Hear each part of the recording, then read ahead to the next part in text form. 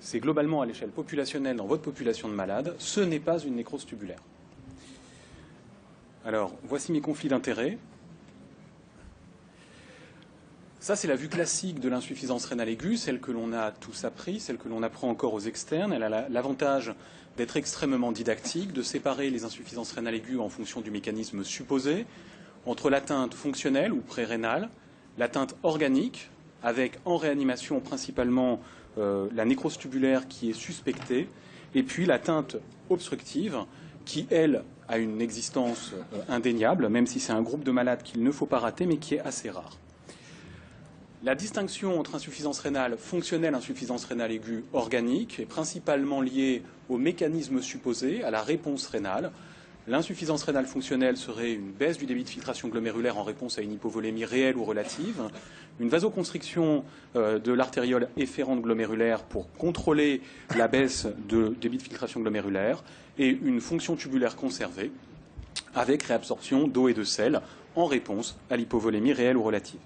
À l'opposé, il y a ce qui est étiqueté nécrose tubulaire aiguë, une vasoconstriction rénale intense intrarénale, une inflammation, des lésions structurelles et fonctionnelles tubulaires, avec desquamation des cellules tubulaires nécrotiques, obstruction des tubules, même si elle n'est que partielle, et dans sa forme extrême, une nécrose qui est extrêmement bien visible. Il y a un très beau papier du Lancet dans les années 50 qui montrait une lésion de nécrose tubulaire aiguë. Ça existe. Le problème, c'est dans quelle extension par rapport à nos malades. Le problème, c'est qu'une fois que j'ai fait ce schéma-là des différentes causes d'insuffisance rénale aiguë selon le schéma classique, eh bien, on est face à plusieurs erreurs conceptuelles dans l'atteinte des malades de réanimation. Et je précise d'emblée que je ne parle pas des exceptions, je vais parler du groupe le plus fréquent dans nos services. C'est l'atteinte rénale multifactorielle du patient en défaillance multiviscérale avec une atteinte septique le plus souvent, puisque bien évidemment, on connaît des malades qui vont avoir des atteintes spécifiques. La première idée fausse, c'est que nos malades en réanimation ont une baisse du débit sanguin rénal. Et je prolonge ce qu'a exprimé Mathieu Legrand tout à l'heure. Quand on regarde des animaux septiques, c'est un modèle de mouton, ce n'est pas des humains, mais on a des données similaires chez l'homme, le débit sanguin rénal n'est pas abaissé quand il y a une insuffisance rénale aiguë, mais il est bien augmenté. Vous avez ici la relation inverse entre la clairance de la créatinine ici et le débit sanguin rénal. Le débit sanguin rénal est d'autant plus élevé que la clairance de la créatinine est basse. C'est lié notamment au rétrocontrôle fin de la perfusion rénale, mais c'est quelque chose qui est maintenant bien connu, démontré dans plusieurs modèles. On n'a pas, au cours des insuffisances rénales du sepsis, une baisse du débit sanguin rénal, mais plutôt une augmentation de ce dernier. C'est lié, c'est le même schéma qu'a présenté Mathieu tout à l'heure, à la caractéristique spécifique de la perfusion rénale, puisque vous savez que c'est une perfusion en série.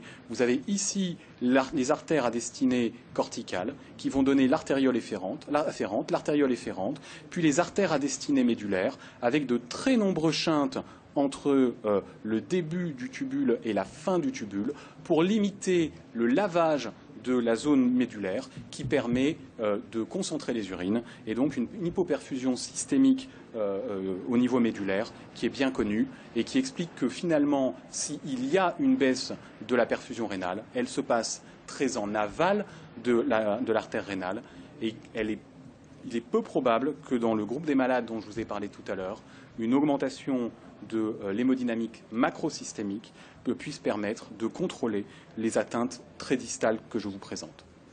La deuxième erreur conceptuelle, c'est de considérer que la nécrose tubulaire est un phénomène fréquent. Alors il y a très peu de données, et les données que l'on a sont très critiquables, mais globalement, quand on regarde des reins agressés, la fréquence de la nécrose tubulaire en elle-même est finalement assez rare. Ça, c'est une méta-analyse faite sur des modèles septiques, soit des modèles septiques animaux, soit chez des patients. Les études chez les patients concernent bien évidemment des patients sélectionnés. Mais vous voyez que ce soit chez l'humain, chez le primate ou chez le rongeur, le taux de nécrose tubulaire aiguë est finalement assez limité et va atteindre au maximum 35% chez les primates. On est donc sur un mécanisme qui n'est pas le prédominant, qui n'est pas le plus fréquent. Et donc la nécrose tubulaire n'est peut-être pas l'atteinte que vous devez rechercher chez les malades de réanimation. Alors je vais pondérer un peu les propos que je viens de tenir. Quand on regarde des études humaines post-mortem, c'est une étude qui avait été réalisée chez des patients avec un sepsis et chez des patients contrôle. Les patients contrôle, c'était des biopsies rénales, soit chez des donneurs d'organes, soit pour une tumorectomie. Et puis les patients septiques, ce sont des patients qui étaient décédés d'un tableau avec défaillance multiviscérale, le plus souvent avec une insuffisance rénale sévère. Eh bien, on a très fréquemment des lésions de nécrose tubulaire aiguë. Vous avez ici ce que l'on observe. Je suis désolé. Vous avez ici ce que l'on observe chez les contrôles. Vous voyez les tubules qui sont à peu près normaux. Vous avez ici les patients septiques. Vous voyez qu'il y a un aplatissement des cellules tubulaires. Vous voyez qu'il y a des dépôts et des conglomérats intratubulaires. Il y a effectivement des lésions tubulaires. Elles sont très fréquentes. Le seul problème, c'est que quand on s'intéresse à la fréquence de ces lésions, eh bien, elles sont chez tous les malades, mais de manière extrêmement restreinte sur l'ensemble du rein. Ce sont des lésions patchy, limitées dans leur extension. Et vous voyez que ça concerne finalement 5 à 10% des tubules rénaux. Et donc la nécrose tubulaire, même si elle est fréquente dans ce groupe de malades très spécifiques tout de même, ce sont des malades décédés d'un sepsis, eh bien vous voyez qu'elle existe, mais elle est limitée et elle n'explique pas l'ensemble de l'insuffisance rénale. C'est quelque chose qui ne doit pas être pour vous le diagnostic de l'atteinte rénale. Je vais même aller plus loin, on retourne sur des modèles animaux. C'est toujours le modèle du mouton de Rinaldo Bellomo et Lagenberg. Et vous voyez qu'on peut avoir des atteintes rénales aiguës expérimentales avec des biopsies rénales quasi normales. Vous avez dans le tableau en bas l'apoptose telle qu'évaluée après immunofixation, ou les lésions observées simplement en microscopie optique, et vous voyez qu'il n'y a rien en microscopie optique, il y a un peu plus d'apoptose, mais c'est tout. On peut avoir des atteintes rénales extrêmement sévères, avec des lésions histologiques nulles, donc la nécrose tubulaire peut ne pas exister dans ces modèles expérimentaux de sepsis. Alors ce que j'ai dit est vrai, mais il y a une limite, il y a un mais. Comme je l'ai dit, je parlais du malade de réanimation en général, avec l'atteinte multifactorielle. Il y a très certainement des malades qui ont effectivement une nécrose tubulaire. Vous voyez dans ce papier de Filipponet qui avait repris une cohorte rétrospective de patients avec une biopsie rénale, donc très sélectionnée. Ce sont des malades à qui on a décidé en réanimation de faire une biopsie rénale. Mais vous voyez qu'on a 40% de nécrose tubulaire, donc c'est une maladie qui existe. Ce n'est pas la cause la plus fréquente dans ce groupe sélectionné de malades, et très probablement, puisque le retard de reprise de fonction rénale était une des raisons de la biopsie dans cette étude, cela explique en partie pourquoi on retrouve des nécroses tubulaires. Et la même chose était vraie dans l'étude d'Augusto, où on avait quasiment 20% des malades qui avaient une nécrose tubulaire quand ils étaient biopsiés. Mais encore une fois, ce sont des malades très sélectionnés, et ça représente moins d'un malade sur 1000 de réanimation. C'est donc très restreint comme information quant à l'atteinte rénale réelle de nos patients de réanimation. Alors, on a parlé de la nécrose tubulaire, on a parlé de l'hypoperfusion, parlons un peu de la fonction tubulaire en elle-même. Comme je l'ai dit, la nécrose tubulaire est censée être associée à une fonction tubulaire altérée, et en pratique, ça ne marche pas très bien. On a tous appris les indices urinaires. Le principal problème, c'est que lorsque l'on s'intéresse à des patients en les segmentant non pas en tant qu'atteinte rénale, je vous ai expliqué qu'il n'y avait pas d'atteinte rénale évidente chez nos malades, et bien simplement en termes de vitesse de récupération, et bien vous voyez que en termes de fraction excrétée du sodium ou de fraction excrétée de l'urée, d'une part, il y a énormément de recoupement entre le groupe des malades sans insuffisance rénale avec une insuffisance rénale durant moins de 3 jours ou plus de 3 jours. Mais même dans le groupe des malades avec une atteinte rénale persistante qui va durer plus de 3 jours, vous voyez que la médiane de fraction excrétée du sodium est inférieure au 1% que l'on a tous appris. Les patients avec une insuffisance rénale sévère et prolongée ont malgré tout une fonction tubulaire qui est conservée. Et puis ça marche quelle que soit la manière dont on regarde. Ça, c'est une étude ultérieure que nous avions réalisée. Que vous regardiez les indices urinaires initiaux, les indices urinaires à 24 heures, les indices urinaires entre le début et la fin, entre les indices urinaires chez les malades sans diurétique, les indices urinaires chez les malades sans sepsis, eh bien, on retrouve le même résultat. L'air sous la courbe ROC, c'est-à-dire la capacité de ces indices à prédire la durée de l'insuffisance rénale, est nulle. Ce sont des indices qui, dans le groupe hétérogène des malades de réanimation, ne marchent pas et ne permettent pas d'individualiser la fonction tubulaire. Même la durée de l'insuffisance rénale ne vous permet pas de regarder ou de prédire comment est la fonction tubulaire chez les patients. Et donc on est encore face à une affirmation qui est fausse. Dire que la nécrose tubulaire aiguë est associée à une dysfonction tubulaire, en pratique, chez nos malades de réanimation, la plupart des patients avec une atteinte prolongée n'ont pas de dysfonction tubulaire si l'on en croit les indices urinaires. Vous me direz, c'est bien beau les indices urinaires, on a des outils un peu plus performants, on a les biomarqueurs, on a des biomarqueurs de lésions tubulaires. Eh bien, on a à peu près les mêmes résultats. Alors, ce n'est pas tout à fait net sur NGAL urinaire dans cette étude. C'est pas tout à fait net sur NGAL urinaire dans cette étude, mais c'est tout à fait net pour KIM1. Quand on regarde les taux de KIM1 chez les malades avec sans insuffisance rénale, une insuffisance rénale transitoire avec une fraction extraitée du sodium basse et les malades avec une insuffisance rénale persistante, eh bien vous voyez que non seulement il y a des recoupements extrêmement importants, mais KIM1 est augmenté y compris chez les malades considérés comme ayant une insuffisance rénale fonctionnelle. C'est-à-dire que même les malades avec une insuffisance rénale fonctionnelle ont des lésions tubulaires. Et donc cette dichotomie un peu simpliste entre fonctionnel et organique n'a pas de sens en pratique. Et ça, c'est l'étude de Van Massenove qui avait regardé cette fois-ci NGAL urinaire. Je vous avais dit que ce n'était pas très clair dans l'étude antérieure. Dans l'étude de Van Massenove, c'est extrêmement net. Regardez NGAL urinaire chez les malades qui ont une insuffisance rénale transitoire uniquement définie par une élévation de la créatinine. Regardez le NGAL urinaire chez les malades qui ont une insuffisance rénale transitoire définie par la créatinine et l'oligurie. Dans les deux cas, les malades avec une insuffisance rénale transitoire ont aussi une altération de la fonction tubulaire. En pratique, ce que je vous dis, c'est que la fonction tubulaire n'est pas complètement altérée chez les malades avec une insuffisance rénale persistante, et elle peut être altérée, même si c'est au niveau uniquement moléculaire, chez les malades avec une insuffisance rénale transitoire. On n'est pas capable de différencier les deux groupes de patients. Alors, on peut quand même essayer de prédire la récupération rénale. Vous avez parlé du test diurétique, j'en reparlerai demain, mais il y a d'énormes biais dans les études qui ont été publiées jusque-là. On peut essayer d'utiliser des biomarqueurs, ça ne marche pas très bien comme dans cette étude de DeWitt. On peut essayer d'utiliser l'index de résistance. Dans cette étude, ça marche, mais mal, et on verra les résultats de l'étude R2D2 qui devrait arriver dans l'année. Et puis, on peut regarder ce que devient la fonction rénale.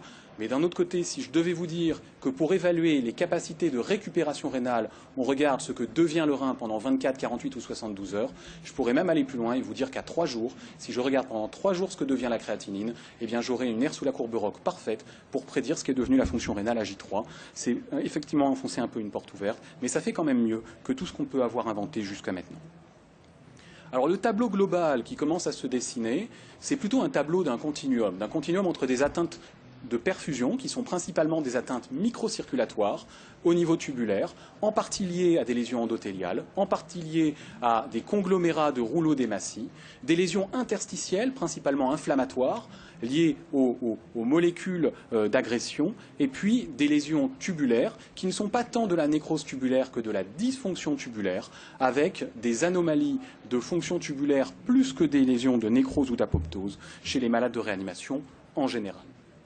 Encore une fois, je ne vous dis pas que l'insuffisance rénale fonctionnelle n'existe pas, je ne vous dis pas que la nécrose tubulaire n'existe pas, je suis certain que ces groupes de malades existent, mais ils sont probablement les deux extrêmes et extrêmement minoritaires des patients que nous voyons tous les jours.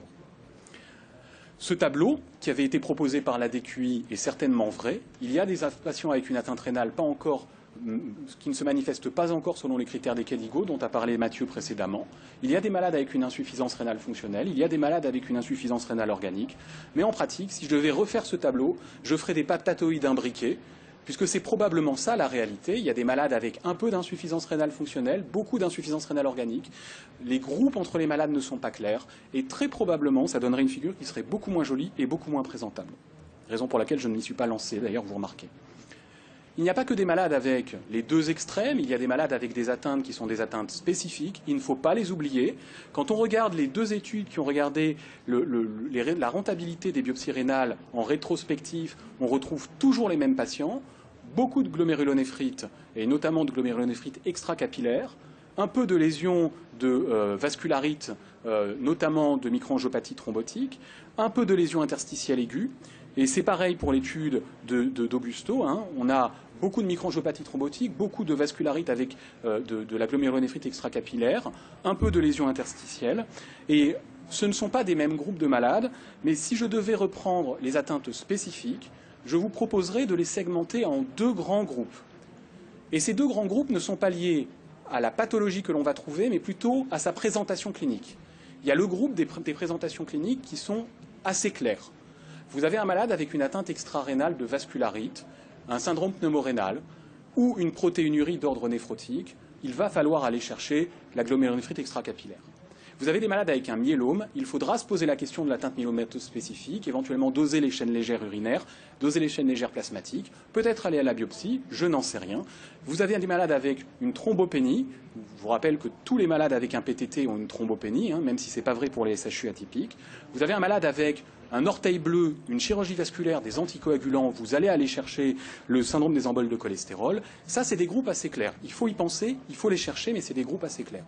Par contre, les deux groupes que je ne suis pas capable d'identifier aujourd'hui, dont je ne connais pas la prévalence et qui ont un tableau clinique qui est nettement plus frustre que présenté dans les bouquins, c'est très probablement les atteintes interstitielles aiguës, entre autres immunoallergiques ou post-infectieuses, ou les patients avec une glomérulonéphrite post-infectieuse. Ce sont deux groupes de malades très spécifiques, dont on ne connaît pas très bien la prévalence, qui de temps en temps nous surprennent. Les 3 dernières biopsies que nous avons eues rentraient dans ce cadre-là, qui représentent en néphrologie aussi des groupes de surprise, et notamment la néphropathie interstitielle aiguë représente la deuxième cause d'atteinte non attendue, non suspectée en néphrologie. Et donc je crois que c'est des groupes de malades qu'il faut aller traquer. Et peut-être qu'il faut commencer à redéfinir la nosologie des atteintes rénales en réanimation. C'est peut-être le moment, puisque je ne sais pas aujourd'hui où se place tel ou tel malade. Et en tout cas, tous les éléments que j'avais de réflexion antérieure semblent faux. Les messages à retenir: l'atteinte rénale aiguë peut survenir en l'absence de lésions tubulaires, c'est une atteinte multifactorielle. S'il y a de la nécrose tubulaire, c'est souvent des lésions limitées et dans leur présentation et dans leur étendue. Les indices urinaires ou les biomarqueurs n'ont que des intérêts très limités. Il y a sûrement des mécanismes qu'on a oublié de regarder de près. Mathieu a parlé tout à l'heure de la congestion, c'est très certainement un élément important. L'œdème interstitiel, qui est un élément aussi à part, directement lié à l'agression rénale. Le feedback tubulo-glomérulaire, qui est probablement un mécanisme qui est impliqué dans énormément de vasoconstriction. Ça fait partie des choses qui sont des pistes pour essayer de faire mieux demain. Et puis sur cette diapo de conclusion, je me permets de juste préciser que nos malades ont avant tout des atteintes multifactorielles et que classer un malade dans le groupe nécrose tubulaire aiguë, c'est en général se tromper.